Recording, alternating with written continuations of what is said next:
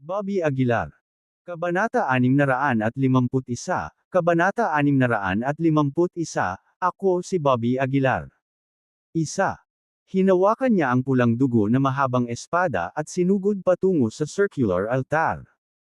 Isang matalim na talim ang nagmula sa itaas at mabangis na tumama kay Davy Barnett. Malamig na bumantong hininga si Davy Barnett at sinabing, sa wakas nagpakita ka na. Sa pamamagitan ng pagwagayway ng kanyang kamay, ilang sinag ng liwanag ang lumabas mula sa kanyang white robe. Sa sandali ng epekto, isang nakakatakot na alon ng enerhiya ang agad na kumalat. Si Bobby Aguilar ay nagmamadaling tumayo sa harap ni Emily Taylor, pilit na hinaharangan ang mga alon ng enerhiya gamit ang kanyang katawan. Tumayo ang lahat at tumingin sa lalaking nakasuot ng itim na nakatayo sa circular altar. Ang lalaking nakaitim na damit. Nakita na natin siya sa wakas. Kinusot-kusot ni Dominic Taylor ang kanyang mga mata at sinabing. Naglakas loob siyang magpakita. Hindi maiwasan ng iba na medyo magulat. Si Bobby Aguilar sa entablado ay nanatiling tahimik. Lumingon siya at tumingin kay Emily Taylor. Nang makita niya si Emily Taylor, ang puso ni Bobby Aguilar ay parang pinipiga ng kung ano, na nagdulot ng hindi matiis na sakit.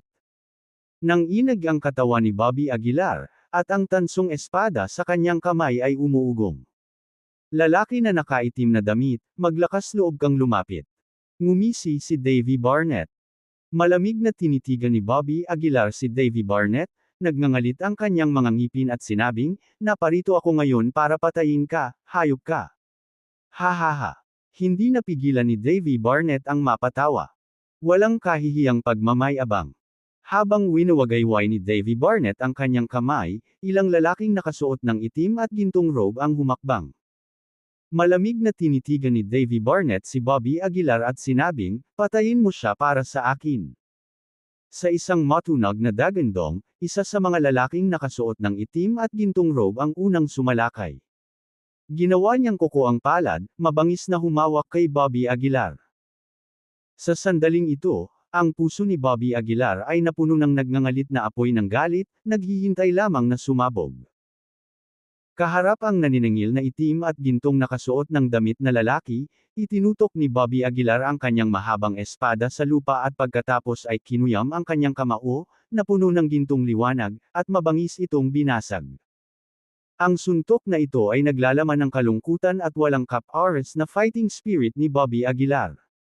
Ang nakakakilabot na puwersa ng suntok ay tumama sa palad ng lalaking nakasuot ng itim at gintong robe. Bang! Isang malakas na ingay ang umalingaw habang ang mga alon ng enerhiya ay umaalingaw sa lahat ng direksyon, nakasentro sa paligid ng dalawang mandirigma. Bitek. Sa ilalim ng pag-ataking ito, ang palad ng lalaking nakasuot ng itim at gintong robe ay nabasag, tumutulo ang dugo, at ang kanyang buong katawan ay pinalipad pabalik. Nang makita ito, lahat ng naruroon ay hindi maiwasang mapabuntong hininga. Maging si Dominic Taylor ay bahagyang pinaikit ang kanyang mga mata. Ang pagkatalo sa isang lalaking nakasuot ng itim at gintong robe sa isang suntok, talagang pambihira ang kanyang lakas, malamig na sabi ni Dominic Taylor. Hindi nakakagulat na siya ang master ni Bobby Aguilar. Wala na sigurong maraming tao na makakapantay sa ganitong lebel ng lakas, sunod-sunod ding sabi ng iba. Sa ibabaw ng circular altar, matamang tinitigan ni Bobby Aguilar si Davy Barnett, nanginginig ang buong katawan, duguan ang mga mata, walang ibang gustong dumugan si Davy Barnett. Malamig na tiningnan ni Davy Barnett si Bobby Aguilar at sinabing, kahit kahanga-hanga ka, hindi ito magbabago ng anuman. Ngayon ay walang alinlangan na mamamatay ka. Pumunta ka sa impyerno. Galit na umungol si Bobby Aguilar, nanginginig ang kanyang palad, ang tansong espada ay agad na hinawakan sa kanyang kamay. Davy Barnett, gusto ko ang buhay ng iyong aso. Lumakas ang momentum ni Bobby Aguilar habang hawak niya ang espada gamit ang dalawang kamay, at ginawa ang una sa 9 slashes.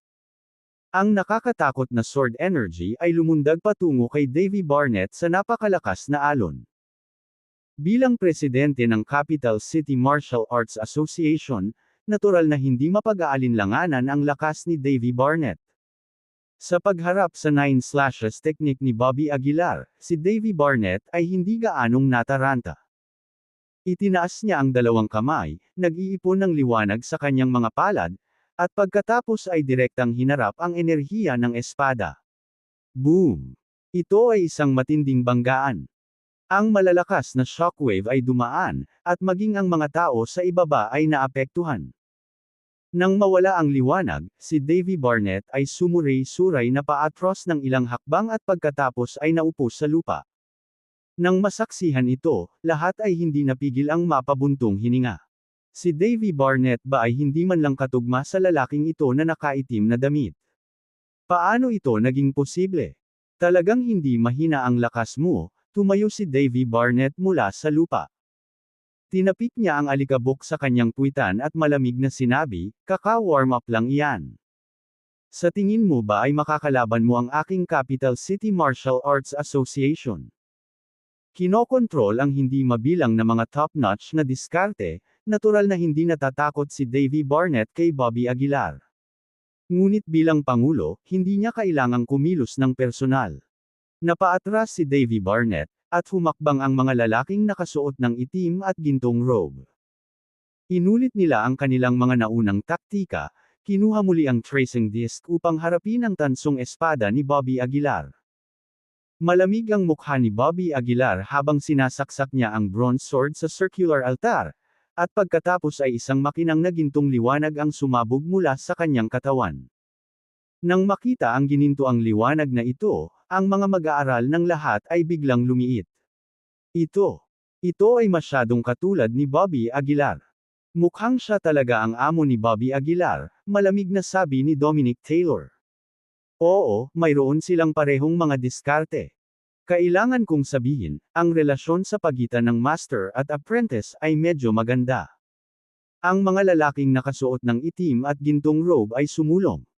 Tahimik silang umawit ng mga diskarte sa hangin, at ang mga hibla ng banal na kahulugan ay umatake sa isip ni Bobby Aguilar. Malinaw na may plano silang puntiryahin din ang katawan ni Bobby Aguilar. Mamatay! Sigaw ni Davey Barnett. Umungol si Bobby Aguilar, at isang gintong liwanag ang bumungad sa kanyang noo.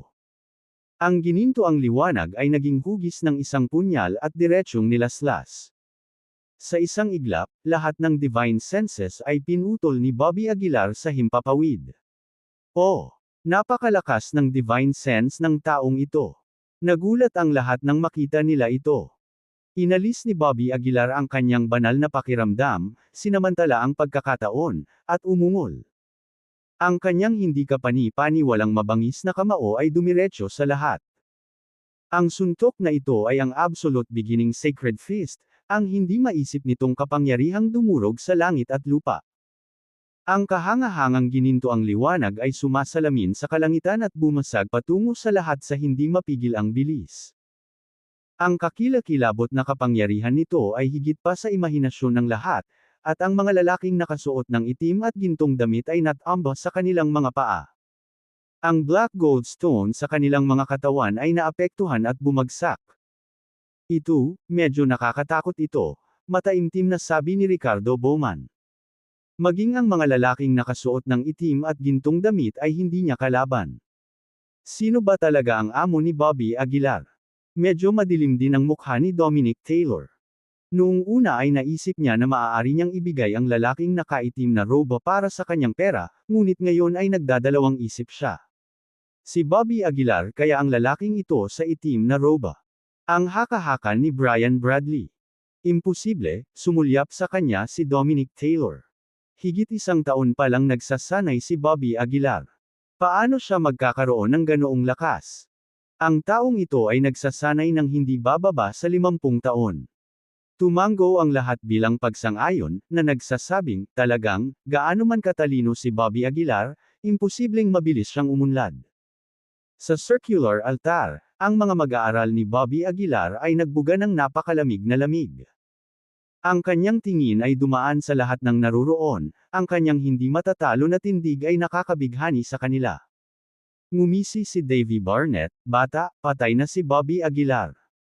Bakit ka nag-aabala na tumawid sa maputik na tubig para sa kanya? Sa mga salitang ito, namutla agad ang mukha ni Emily Taylor.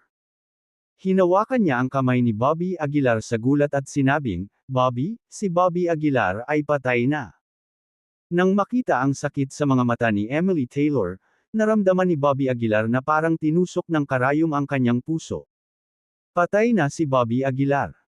Itong taong ito ang gustong maghiganti sa kanya, ani Davy Barnett, na binuhusan ng langis ang apoy. Ngumisi siya, kung hindi, bakit hindi si Bobby Aguilar ang dumating para iligtas ka mismo? Hindi. Imposible.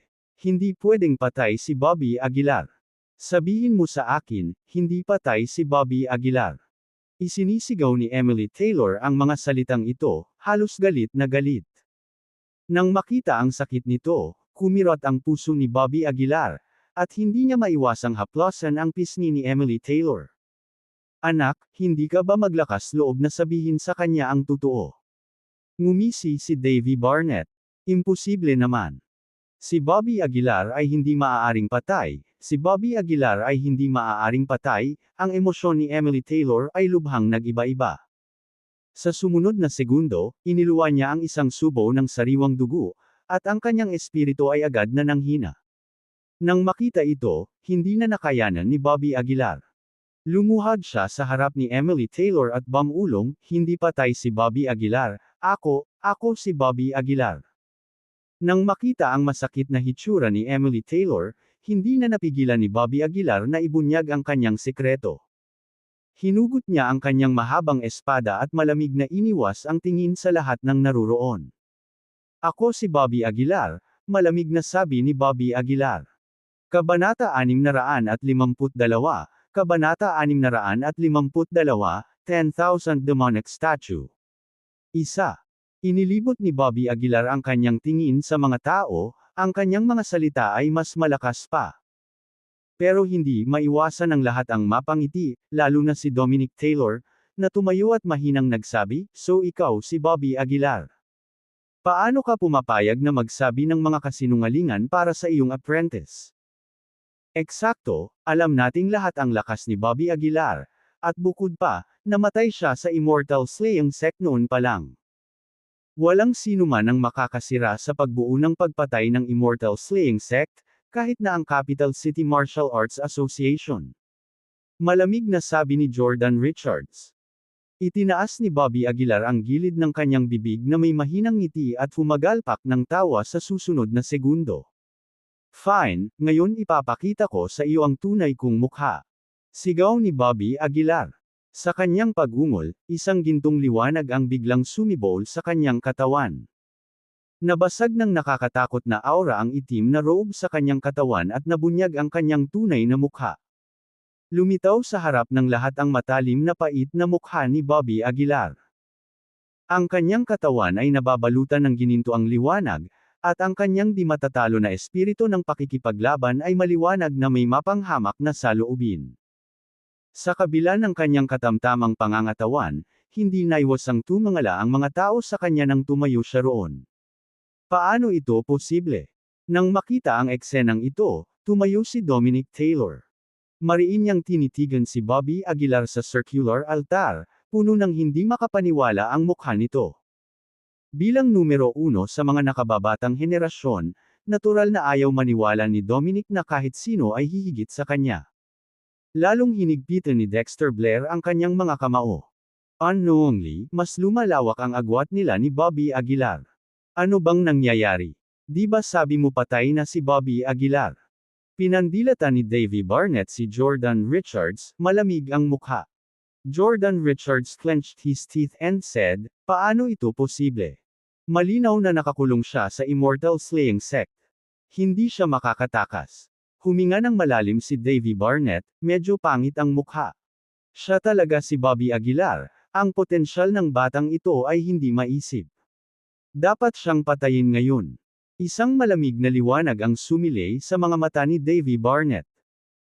Sa circular altar, hinawakan ni Bobby Aguilar ang mukha ni Emily Taylor sa magkabilang kamay at mahinang sinabi, "Emily, ilalayo kita rito ngayon. Hindi ko nahahayaang magdusa ka pa."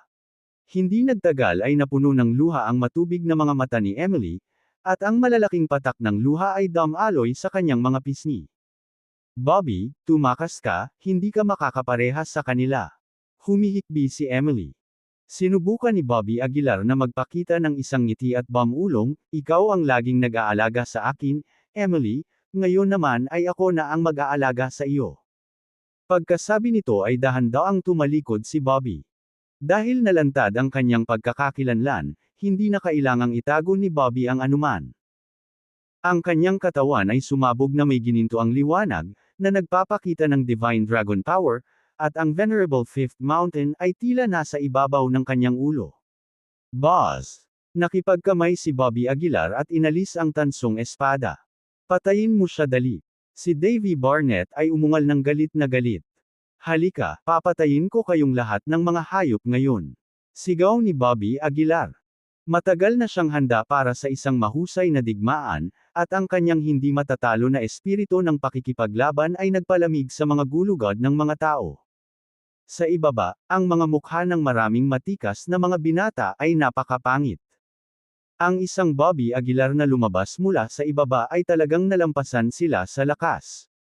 Paano nila natitiis? Gawin mo. Malamig na sabi ni Davy Barnett. Ilang itim at gintong robe ang humakbang patungo kay Bobby Aguilar nang walang pag-aalinlangan. Sa proteksyon ng Black Gold Stone, naglakas loob silang makipaglaban kay Bobby Aguilar sa laman at dugo. Sa isang sulyap, kabuo ang 12 lalaking nakasuot ng itim at ginto. Ito ang halos pinakamalakas na puwersang ipinakalat ng Capital City Martial Arts Association nitong mga nakaraang taon. Si Bobby Aguilar, na naliligo sa ginintoang liwanag tulad ng isang hindi magagapi na Diyos ng digmaan, ay nakabangga sa kanila sa isang labanan ng laman. Para sa isang oras, ang dagandong sa pinangyarihan ay walang katapusan, at ang tunog ng mga banggaan ng bakal ay hindi mabata. Si Bobby Aguilar ay umuungal ng paulit-ulit, ang kanyang dugo ay kumukulo habang siya ay nakikipaglaban sa 12 kaaway, ang kanyang ginintoang katawan ay naglalaman ng malakas na lakas. Boom boom boom. Sa sandaling ito, mataas ang layunin ni Bobby sa pakikipaglaban, habang itinulak niya pabalik ang 12 lalaki ng Black Gold Robe. Bagamat nasira ang katawan ni Bobby sa maraming lugar, lumubog na ang Black Gold Stone. Habang pinagmamasdan nila ang nababad sa dugong figure ni Bobby Aguilar na nakikipaglaban, lalong naging pangit ang mukha ng lahat. Paano siya magkakaroon ng ganoong lakas? Si Dominic Taylor ay tumitig sa eksena ng hindi makapaniwala. Si Bobby Aguilar ay talagang isang lalaking nakasuot ng itim. Lumaki na siya nang hindi natin namamalayan, bulong ni Daphne Green. Bang!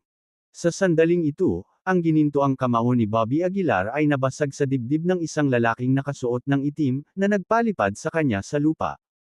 Ang lupa ay nag-crack na may makakapal na linya, at ang ibabaw ay nabasag kaagad pagkatapos. Halika! Pilit ang boses ni Bobby Aguilar habang naliligo sa ginintoang liwanag, puno ng hangarin sa pakikipaglaban, na parang Diyos na bumababa sa lupa. Sa kabila ng pagbabad sa dugo, ang kanyang hininga ay hindi nagpakita ng mga palatandaan ng pagod, at siya ay lumaban ng mas matapang. Sa ilang sandali, maraming Black Gold Robe ang talagang nag-aalangan na sumulong. Kung ayaw mong lumaban, ako na. Sigaw ni Bobby Aguilar habang ginagamit niya ang shrinking ground into an inch technique para agad na lumitaw sa harap ng isang lalaking nakaitim na damit. Bitek. Iniwas ni Bobby Aguilar ang kanyang ginintoang kamao, direktang binasag ang ulo ng isang lalaking Black Gold Robe. Isang sampal ang ikinamatay niya, napabuntong hininga ang lahat. Patayin mo siya dali. Sigaw ni Davy Barnett sa gilid. Nagkatinginan ng ilang Black Gold Robe at saka umatras. Sabay silang tumayo, naglalabas ng sumisikat na aura ang kanilang mga katawan. Sa loob ng ilang sandali, tila naubos ang kanilang aura, at isang malaking figure ang nagsimulang bumuo sa likuran nila. 10,000 demonic statue. Bulalas ni Ricardo Bowman. Ang Divine Rank Technique ng Capital City Martial Arts Association, 10,000 demonic statue. Nakita ko na rin sa wakas ngayon. Hindi ko akalain na para harapin si Bobby Aguilar, kailangan nilang gamitin ang 10,000 demonic statue. Isang higanteng figure ang dahan-daang lumitaw, at ang nakakatakot na presyon nito ay napuno ng hangin. Hinaranggan ng higanteng figure ang kalangitan, nagdulot ng malaking anino. Napuno ng hangin ang nakakakilabot na aura nito, na nagpapalamig sa mga nanunood. Si Bobby Aguilar, na nakatitig sa higanteng figure, ay umungal, "Anong 10,000 demonic statue? Panoorin mong bagsakan kita." Sa pamamagitan nito, si Bobby Aguilar ay umabant. Ang kanyang ginintoang kamao ay nagdala ng hindi masusukat na lakas habang siya ay umaatake. Dahan-daang ibinaba ng higanteng figure ang kamao para salubungin si Bobby. Kung ikukumpara sa mga kamao ng higanteng figurang ito, ang liit ni Bobby. Mas malaki pa ang kamao nito sa katawan ni Bobby. Boom! Sa sandali ng impact, isang malakas na enerhiya ang sumabog mula sa kamao ni Bobby. Sa sumunod na segundo, si Bobby ay pinalipad na parang bala, na bumagsak ng husto sa lupa. Boom! Ang lupa ay sumabog sa isang napakalaking hukay, at pagkatapos lamang ng isang suntok, lumitaw ang mga bitik sa katawan ni Bobby Aguilar. Ang 10,000 demonic statue ay talagang umaayon sa reputasyon nito. Sabay-sabay na sigaw ng mga tao. Pagkatapos, kinuyam ng higanteng figure ang kamao nito, hinampos ito ng malakas kay Bobby Aguilar. Isang suntok, dalawang suntok, tatlong suntok. Ang lupa ay yumanig na parang lindol, umaalingaw-ngaw sa kulog, at ang mga gusali ng Martial Arts Academy ay hindi nakayanin ang puwersa, nagsimulang gumuho. Kabanata 653, Kabanata 653, Martial Saint Weapon. Isa. Ang kamao ng higanteng figure ay patuloy na humahampas sa lupa, na gumuho na, walang tanda ng paghinto. Ang lahat ay hindi napigil ang mapabuntong hininga. Kahit na ang bakal ay mapapatag sa ilalim ng gayong kapangyarihan, tama ba? Lahat sila ay pinanood ang madugong eksenang ito na may bakas ng kaseryosohan sa kanilang mga mukha. Boom, boom, boom. Ang tunog ng kamao ay parang kulog sa langit, walang humpay na dumadagandong. Ang lupa ay lumubog na ng ilang metro, at ang Martial Arts Academy ay naging mga guho. Nang maisip ng lahat na si Bobby Aguilar ay nadurog, isang ginintoang liwanag ang biglang sumabog mula sa hukay. Parang sumasabog na bomba, bumukas ang ginintoang liwanag, at pagkatapos ay lumabas ang isang gintong kamao mula sa malaking hukay, na humarap sa napakalaking suntok ng higanteng figure. Ang bilis ng pagbagsak ng higanteng kamao ay biglang huminto at nagsimulang umatras. Isang dagandong ang nanggaling sa loob ng hukay.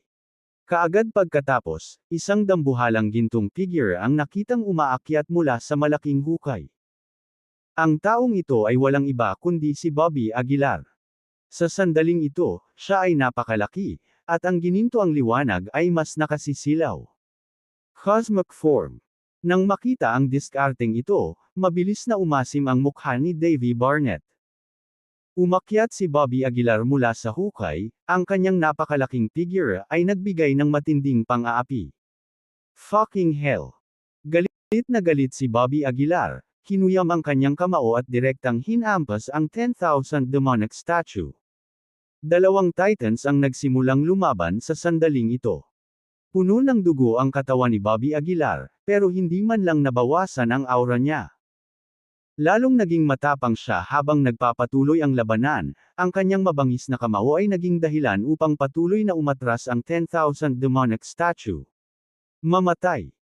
Sa dagandong ni Bobby Aguilar, nagumbok ang mga ugat ng kanyang braso, at ang kanyang higanteng gininto ang kamao ay malakas na hamampos sa mukha ng 10,000 demonic statue.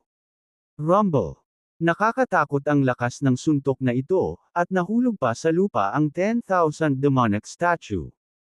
Napukaw ang alikabok sa eksena, na lalong gumuho sa lupa.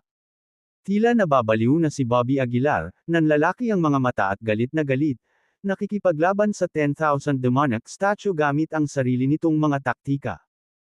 Ang mga gintong kamao ay patuloy na pumutok sa 10,000 demonic statue.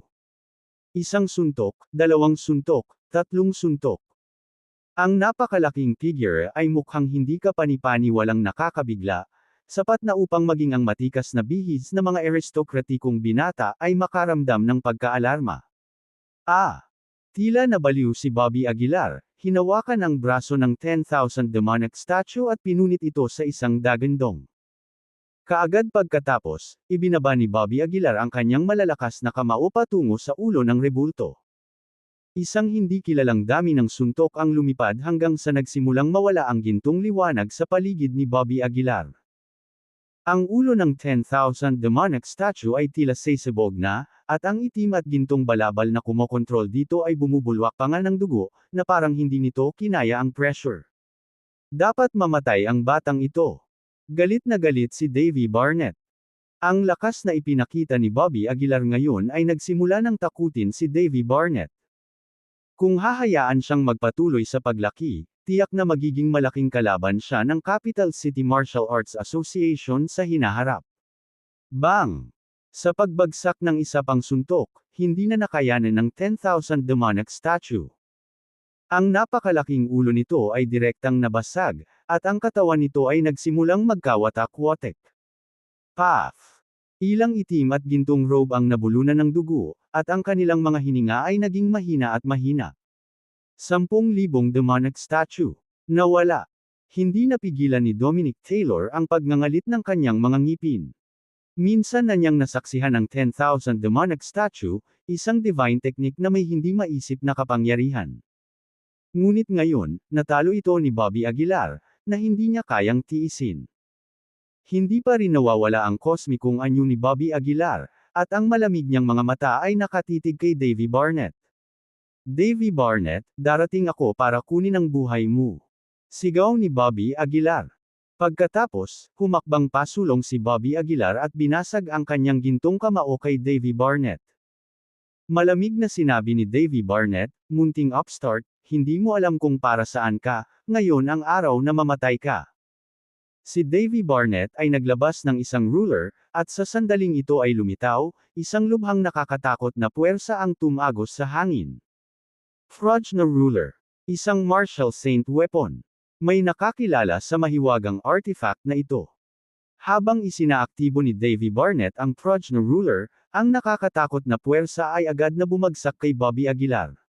Boom! Sa maikling sandaling iyon ng pakikipag-ugnay, ang katawan ni Bobby Aguilar ay nabasag at lumipad palabas, ang kanyang kamao ay puno ng dugo. Ito ang nakakatakot na kapangyarihan ng isang martial saint weapon. Kahit na ang cosmic form ay hindi maihahambing.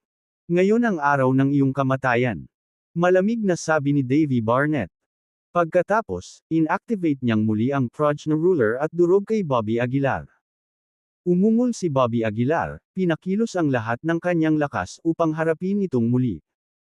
Gayunpaman, ang martial saint weapon ay hindi napigilan, at lahat ng lakas ni Bobby Aguilar ay wala sa harapan ng Frogner Ruler. Ang kanyang katawan ay direktang itinapon, ang kanyang laman ay halos madurog. Mabilis na hamina ang kanyang hininga. Ito ang nakakatakot na kapangyarihan ng isang martial saint weapon. Seryosong sabi ni Daphne Green. Maliban kung ang isa ay maging isang martial saint, walang sinuman ang makakalaban sa isang martial saint weapon. Ang mukha ni Bobby Aguilar ay hindi kapani-paniwalang mapatla. Dalawang magaan na banggaan lang ang nagdulot sa kanya ng matinding pinsala. Ang lahat ng kanyang mga diskarte ay tila hindi gaanong mahalaga sa harap ng martial saint weapon. Nagsimulang mawala ang cosmic form, at bumalik si Bobby Aguilar sa kanyang normal na estado. Pinilit niyang tumayo at labis na nag-iingat sa martial saint weapon, bakas ng takot ang bumungad sa kanyang puso. Hindi, natatakot akong hindi ko mahawakan ang ikatlong welga. Napaisip si Bobby Aguilar sa sarili. Sa pilitan niyang inayos ang kanyang kondisyon, at pagkatapos ay isinaaktibo ang shrinking ground into an inch, nagmamadali patungo sa circular altar. Sa sandaling sumugod siya, inilabas ni Bobby Aguilar ang kanyang tansong espada. Pagkatapos, hinawakan ni Bobby Aguilar ang espada gamit ang dalawang kamay at tinadtad ang tubo na nakakabit sa katawan ni Emily Taylor. Dahil hindi niya makayanan ang martial saint weapon, gagawa siya ng paraan para makatakas kasama si Emily Taylor. Sa tingin mo iligtas mo siya? Ngumisi si Davy Barnett. Muli niyang pinaandar ang martial saint weapon at binasag si Bobby Aguilar. Malaki ang pagbabago sa ekspresyon ni Bobby Aguilar, at dali-dali niyang tinawag ang Venerable Fifth Mountain para harapin ito. Hlang. Dahil sa welga na ito, naging boss at nanginig ang Venerable Fifth Mountain, at sa sumunod na segundo, diretso itong itinapon. Hindi maganda. Nang makita ito, nagbago ng husto ang ekspresyon ni Bobby Aguilar. Ito ang unang pagkakataon na nabigo ang Venerable Fifth Mountain. Ang lakas ng Marshall Saint weapon ay higit pa sa imahinasyon ni Bobby Aguilar. Bobby Aguilar, nabuhay ka sa hiram na oras ng napakatagal, ngayon ang araw ng iyong alaala. Malamig na sabi ni Davy Barnett. Ang Prajna ruler sa kanyang kamay ay kumikislap, tila gumagawa ng isang malakas na layunin ng pagpatay. Isang kakilakilabot na aura ang kumalat, at ang presensya lamang nito ay nagpasimulang umubo ng dugo ang lahat. Ang mukha ni Bobby Aguilar ay hindi kapani-paniwalang mapotla, at sa ilalim ng pag-ataking ito, walang duda na siya ay mamamatay. Mamatay. Umungol si Davy Barnett, at sa pag-iling ng Prajna ruler sa kanyang kamay, ang nakakatakot na puwersa ay agad na durog kay Bobby Aguilar. Wala akong ibang pagpipilian. Kinagat ni Bobby Aguilar ang kanyang mga ngipin, umungal, at agad na inilabas ang dalawang bangkay ng lalaki mula sa Special Magic Artifact upang harapin ang pag-atake. Kabanata 654, Kabanata 654, ang nakakatakot na bangkay ng lalaki. Isa. Inilabas ni Bobby Aguilar ang dalawang bangkay ng direkta mula sa kanyang Special Magic Artifact. Gayunpaman, wala rin siyang tiwala kung ang mga bangkay ay makatiis sa pag-atake mula sa isang Marshall Saint weapon o hindi. Whoosh! Nang makita ang dalawang bangkay na nagmamadaling lumabas, ang lahat ay natulala saglit. Ano iyon? Mukhang mga bangkay. Nabaliw na ba si Bobby Aguilar, gamit ang dalawang bangkay para labanan ang isang Marshall Saint weapon? Maging si Davy Barnett ay hindi napigil ang mapatawa. Sa tingin mo ang dalawang bangkay na iyon ay maaaring mamatay sa iyong kahalili. Walang muwang. Sigaw ni Davy Barnett. Hinarap ng dalawang bangkay ang liwanag ng Marshall Saint weapon. Walang magawang bumantong hininga si Bobby Aguilar sa kanyang puso, mga nauna, pasensya na, maaari ko lang kayong gamitin bilang kumpi ng kanyan ngayon. Tawanan pa lang ng lahat, nabangga na ng ilaw ang dalawang bangkay. Hlang. Isang malakas na ingay ang kumalat, at ang nakakatakot na mga alon ng enerhiya ay gamulong sa lahat ng direksyon. Napilitan ang lahat na umatras ng ilang hakbang dahil sa energy wave na ito. Mabilis na ginamit ni Bobby Aguilar ang kanyang pisikal na katawan para protektahan si Emily Taylor. Hahaha, Bobby, dalawa mong bangkay. Ha! Hindi na natapos ni Davy Barnett ang kanyang pangungusap dahil biglang nagbago ang kanyang ekspresyon. Nanatiling walang sira ang dalawang bangkay. Ang tinatawag na Indestructible Marshall Saint weapon ay hindi nag-iwan ng kahit isang gasgas sa kanila. Paano? Paano ito posible? Nang makita ang eksenang ito, napabuntong hininga ang lahat. Anong uri ng mga bangkay sila upang makayanan ang isang Marshall Saint weapon? Talagang makatiis sila. Hindi napigilan ni Bobby Aguilar ang buntong hininga. Ang kakayahan ng dalawang bangkay na ito ay higit pa sa inaasahan ni Bobby Aguilar. Kahit isang Marshall Saint weapon ay wala sa kanila. Kung buhayin sila. Kung gayon sino sa mundo ang makakapigil sa akin? Hindi maiwasang matuwa si Bobby Aguilar sa kanyang puso. Sa hindi kalayuan, galit na galit si Davy Barnett. Paano niya matitiis ang isang kilalang Marshall Saint weapon na hindi makalusot sa dalawang bangkay? Anak, huwag kang magdiwang ng masyadong maaga. Iyon ay isang maliit na pagsubok lamang ngayon. Malamig na sabi ni Davy Barnett. Itinaas niya ang Prajna ruler, na nagdidirekta ng pagdagsa ng inner strength dito. Ang Prajna ruler ay agad na kuminang sa liwanag, na nagmumula sa sinaunang at mapang-api na enerhiya. Ang mapang-apong enerhiya na ito lamang ang naging sanhi ng ilang mga tao na hindi makahinga, at ang ilan ay umubo pa ng dugo. Sa ilang sandali, kitang-kita sa mukha ng lahat ang pagkaseryoso. Umalis. Malamig na sabi ni Dominic Taylor. Ang maraming matikas na mga binata mula sa mga maharlikang pamilya ay agad na umatras sa malayo, sa takot na sila ay mamatay sa ilalim ng kapangyarihan ng Marshall Saint weapon. Seryoso rin ang ekspresyon ni Bobby Aguilar. Naglabas siya ng isa pang bangkay ng lalaki at inilagay sa harapan niya para harangin ang natitirang puwersa. Samantala, ang iba pang bangkay ng lalaki ay nakahanda ng harapin ang Marshall Saint weapon. Elder, humihingi ako ng paumanhin para sa anumang pagkakasala, ngunit wala akong magagawa kundi humingi ng tawad sa iyo. Yumuko si Bobby Aguilar sa bangkay at saka malamig na tumingin kay Davy Barnett nang hindi na nagsalita pa. Bobby Aguilar, pumunta ka sa impyerno. Sa sobrang galit na dagandong, inihagis ni Davy Barnett ang Trudge na ruler patungo kay Bobby Aguilar. Sa isang iglap, ang mga ripples ng liwanag, tulad ng mga alon ng tubig, ay kumalat. Ang lakas ng pag-atake ay nakakasira ng lupa, na may magulong hangin at ulap. Nakakatakot na kapangyarihan. Namutla ang mga mukha ng maraming maharlikang binata. Kung hinarap nila ang Marshall Saint weapon na ito, malamang na wala silang pagkakataong mabuhay. Nang makita ang lumiligid na ilaw na papalapit, sumigaw si Bobby Aguilar at agad na inihagis dito ang isa sa mga bangkay ng lalaki. Boom! Isang napakalaking pagsabog ang naganap, at ang eksena ay napuno ng makapal na usok. Ang natitirang kapangyarihan ay lumipad sa paligid, at mabilis na pinatayo ni Bobby Aguilar ang bangkay ng lalaki sa kanyang harapan upang labanan ang epekto.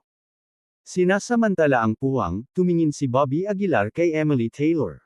Emily, hahanap ako ng paraan para iligtas ka ngayon. Nakipagkamay si Bobby Aguilar at inilabas ang bronze sword. Pagkatapos, hinawakan ng mahigpit ni Bobby Aguilar ang bronze sword at nilaslas ito sa tubo. Klang! Isang malutong na tunog ang dumating, at ang tubo ay nanatiling buo. Malaki ang pagbabago sa mukha ni Bobby Aguilar. Bumulong siya, paano? Paano ito nangyari? Kahit ang Black Gold Stone ay hindi maaaring maging ganito kahirap. Hindi sumuko si Bobby Aguilar, hawak muli ang bronze sword, nilaslas ang tubo. Kaagad, lumitaw ang makapal na nakapak na mga karakter sa tubo, ang kanilang ningning ay kumikislap, halos mabulag. Maaaring dahil sa mga karakter na ito. Kumunot ang noo ni Bobby Aguilar. Hindi nakilala ni Bobby Aguilar ang alinman sa mga karakter na ito at ni hindi niya alam ang kanilang pinagmulan. Ngunit ito ay malinaw na ang malupit na puwersa ay hindi maaaring basagin ang mga karakter. Dapat kang pumunta ng mabilis. Mahinang sabi ni Emily Taylor. Kung mamamatay ka, walang saysay na manatiling buhay ako. At least safe pa rin ako ngayon. Kapag nahuli ka, papatayin ka nila. Nang marinig ang mga salita ni Emily Taylor, ang mukha ni Bobby Aguilar ay naging sobrang pangit. Ngunit tama si Emily. Kung mahuli, ang tanging kahihinatnan ay kamatayan. Emily, may plano ako sa puso ko. Huminga ng malalim si Bobby Aguilar. Hintayin mo ako, hindi magtatagal, at ilalayo kita sa Capital City Martial Arts Association. Sa hindi kalayuan, unti-unting nagkalat ang alikabok. Ang amoy ng pulbura ay nananatili sa hangin. Lahat ay nakatitig ng mabuti sa eksena, sabik na malaman ang kahihinatnan. Patter. Sa wakas, ang bangkay ng lalaki ay lumapag sa lupa, hindi nasaktan. Walang kapintasan ang laman nito, wala man lang puting marka. Paano? Paano ito posible? Nanlaki ang mata ni Davy Barnett. Yung ekspresyon niya parang nakakita ng multo. Anong klaseng bagay ito? Paanong napakahirap? Nalanghap ng lahat ang malamig na hangin. Isang katawang laman lang ang nakatiis sa buong puwersa ng isang Marshall Saint weapon, anong klaseng nilalang ito? Parang hindi nagsinungaling sa akin ang lalaking may bigot. Ang lakas ng dalawang bangkay na ito ay maaaring higit pa sa makapangyarihang magsasaka ng lupain. Ang mga mata ni Bobby Aguilar ay kumikislap sa makinang na liwanag. Hindi ngayon ang oras para ipagpatuloy ang laban, naunawaan ni Bobby Aguilar na kung hindi siya mahuhuli, patuloy na pahihirapan ng Capital City Martial Arts Association si Emily Taylor. Ngunit si Bobby Aguilar ay gumawa ng plano sa kanyang puso. Iniligpit niya ang dalawang bangkay ng lalaki at saka tumingin kay Emily Taylor. Emily, hintayin mo ako. Nag-igting si Bobby Aguilar, iniligpit ang mga bangkay, at agad na nagsagawa ng shrink and ground into an inch, tumalikod at umalis. Gusto mong umalis. Nanaginip ka. Galit na galit si Davy Barnett. Upang mahuli si Bobby Aguilar, gumawa sila ng husto. Kabiguan muli ay nangangahulugan na ang Capital City Martial Arts Association ay mawawalan ng mukha. Pagtingin sa direksyon na tinatakasan ni Bobby Aguilar, nanlamig ang mga mata ni Davy Barnett. Pagkatapos ay hinawakan niya ang Prajna ruler at ikinaway ito kay Bobby Aguilar. Isang nakakatakot na power of martial saint ang bumangga kay Bobby Aguilar. Ang bilis nito ay umabot sa sukdulan, na walang oras upang mag-react. Boom! Ang strike na ito ay tumama sa likod ni Bobby Aguilar. Sa isang suntok lang, nagsimulang gumuho ang laman ni Bobby Aguilar, nabahira ng dugo ang buong katawan, at nahulog ang katawan niya mula sa hangin. Kabanata 655, Kabanata 655, Isang strike mula sa martial saint. Ang buong likod ni Bobby Aguilar ay halos necrotic, na nagpapakita ng isang malagim na tanawin ng nakalantad na buto. Ang kanyang 5 viscera at 6 na bituka ay dumanas ng matinding pagkabigla, na naging dahilan upang siya ay manginig sa sakit sa lupa. Wow! Isang subo ng sariwang dugo ang marahas na inilabas sa bibig ni Bobby. Bawat parte ng katawan niya ay nasa matinding sakit. Ganyan ang kapangyarihan ng martial saint weapon. Isang random strike lang at natalo nito ang lahat ng depensa ni Bobby. Tingnan natin kung paano ka tumakbo. Malamig na sabi ni Davy Barnett. Kinuha niya ang Prajna ruler at humakbang patungo kay Bobby. Kinagat ni Bobby ang kanyang mga ngipin, pinilit muli ang kanyang katawan patayo. Pagkatapos, tinawag ni Bobby ang lahat ng kanyang lakas, tinawag ang pag-urong ng lupa sa 1 inch, at umalis. Nanlamig sa galit ang mukha ni Davy Barnett at napabulalas siya, kaya pa niyang tumayo. Ang kanyang pisikal na katatagan ay lampas sa imahinasyon. Malamig siyang tumingin sa direksyon ni Bobby at ngumisi, kahit hindi ka mamatay, masusugatan ka ng husto. Gusto kong makita kung saan ka matatakbuhan. Kaya, lumingon si Davy Barnett sa ilang lalaking nakasuot ng itim at gintong damit at sumigaw, pumunta ka at ibalik siya. Ang mga lalaking ito na nakasuot ng itim at ginto ay malubhang nasugatan, ngunit hindi sila maglakas loob na baliwalain ang mga utos ni Davy Barnett, kaya sinimulan nilang habulin si Bobby. Pinagmasdan ni Davy Barnett si Emily Taylor ng maingat. Hindi niya itinuloy si Bobby sa kanyang sarili dahil natatakot siyang may sumamantala sa pagkakataong dukutin si Emily. Sa kabilang banda, si Bobby ay tumatakas para sa kanyang buhay. Ang malakas na welga na ibinigay ng martial saint ay nagdulot sa kanya ng matinding sugat, patuloy na bumubulwak ang dugo mula sa kanyang bibig. Pero kahit ganon, hindi naglakas loob si Bobby. Kung siya ay mahuli at ibabalik, tiyak na kamatayan. Sa kabutihang palad, ang mga lalaking nakasuot ng itim at ginto ay malubhang nasugatan at hindi mabilis. Nahulog sila sa likod ni Bobby. Makalipas ang halos 10 minuto, hindi na nakita si Bobby. Ang mga lalaki ay tumayo sa kanilang orihinal na posisyon, na kumunat ang kanilang mga kilay, siya ay umalis, ano ang gagawin natin ngayon? Anong magagawa natin? Nasasaktan din kami. Paano tayo makakahabol? Bumalik tayo at magulat. Nagpalitan ng tingin ang mga lalaki, pagkatapos ay tumalikod at bumalik sa Martial Arts Academy. President Barnett, hindi namin siya nakuha, iniulat nila sa kanilang pagbabalik. Nagbago ang mukha ni Davy Barnett, puno ng galit na sumigaw, walang silbi. Tinamaan siya ng martial saint, grabing nasugatan, paanong hindi ka makakahabol? Mr. Barnett, we too were seriously injured, the men solemnly stated. Kinagat ni Davy Barnett ang kanyang mga ngipin at galit na bamulong, walang silbi, kayong lahat. Ang mga lalaking nakasuot ng itim at ginto ay tahimik na nakatayo sa ilalim ng pagtanggi ni Davy Barnett. Sa hindi kalayuan, ang mga mukha ng maraming kabataang maharlika ay malungkot, hindi higit pa kaysa kay Dominic Taylor. Yung lalaking nakaitim na damit. Si Bobby Aguilar. Mariin na nagdikit ang ngipin ni Dominic. Kung iisipin na siya, ang numero 1 batang maharlika, ay hindi namamalayang nalampasan. Akala ko ang lalaking nakasuot ng itim na lalaking iyon ay isang matandang halimaw na nagtanim ng maraming taon, hindi ko inaasahan na si Bobby pala iyon. Namangha si Ricardo Bowman mula sa sideline.